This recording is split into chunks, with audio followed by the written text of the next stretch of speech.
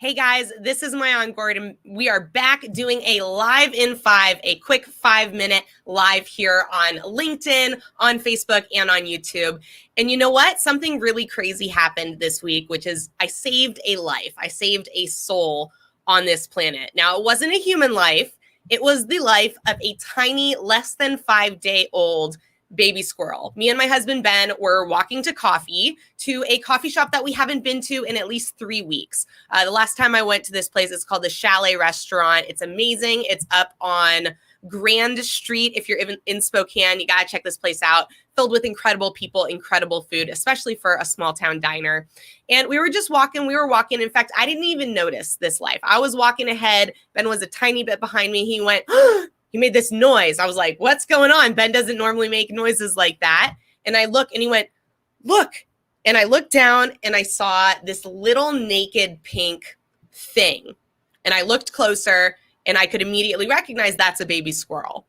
Now, I happen to be the perfect person to come across this baby squirrel for a number of reasons. One, I refuse to just walk away from something like that when there is something within my ability to do something about it. I believe the word responsibility can be broken down into 2 parts, response and ability.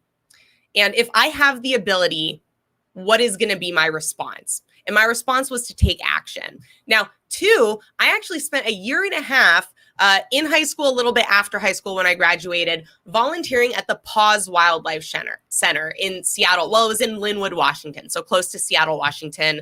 There's this incredible organization, Paws Wildlife. They also have Paws, the dog shelter. They have a cat shelter. It's a really big organization. And about 80% of the time, 80% of the work that I was doing at this wildlife center was feeding and taking care of baby squirrels. So I knew about the things to avoid and I knew about the things that this squirrel needed to survive. And this thing, you guys, it was tiny.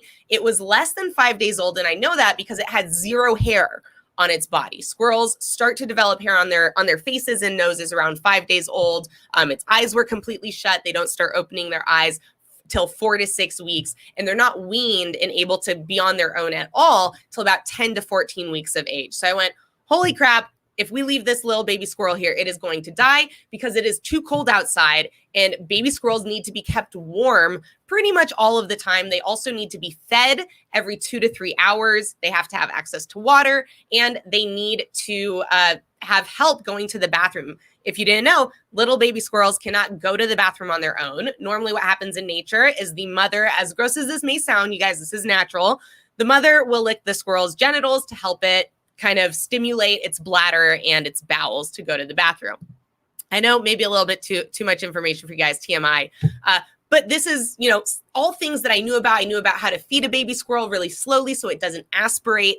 Aspirate means that the liquid can actually get into its lungs. And you'll notice that because it'll make these little noises and it'll have like little liquid coming out of its nose if some of that liquid ends up getting in its lungs. And these are all things that, can kill this precious little delicate life. So we took it back to the house. I made a little box. I started taking care of it. And I called around to all the places that I could find that might be able to take in this baby squirrel and rehab it.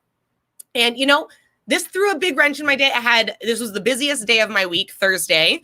Had a ton of meetings, had to cancel 1 or 2 of them because the closest place that we could find that would be able to take the squirrel and take care of it was Washington State University, which is located in Pullman, which is about an hour-and-a-half drive from Spokane, Washington. But you know what? Again, I had the ability, I have the financial resources, I have the time and the flexibility in my schedule. I said, my response is going to be to save this little baby squirrel's life.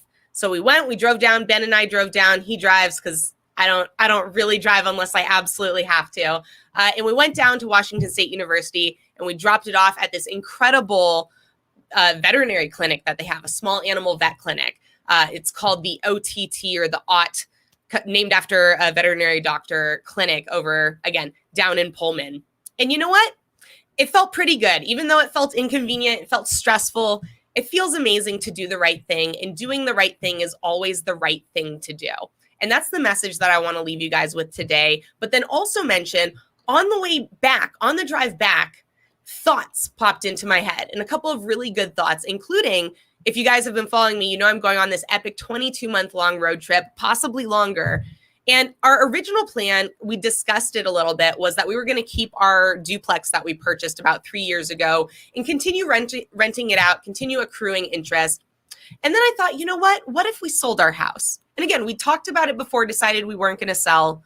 But the thought randomly popped into my head again. I went, why is this thought popping in my head right now? After I just did a good deed, I did the right thing. It must be because there's something here to it. And so I started thinking more. I thought, our house has gone up so much in value in just these 3 years. We could sell it and pay off all the rest of our debts. We could go travel the country debt-free. What would that be like? Man, that would be freeing.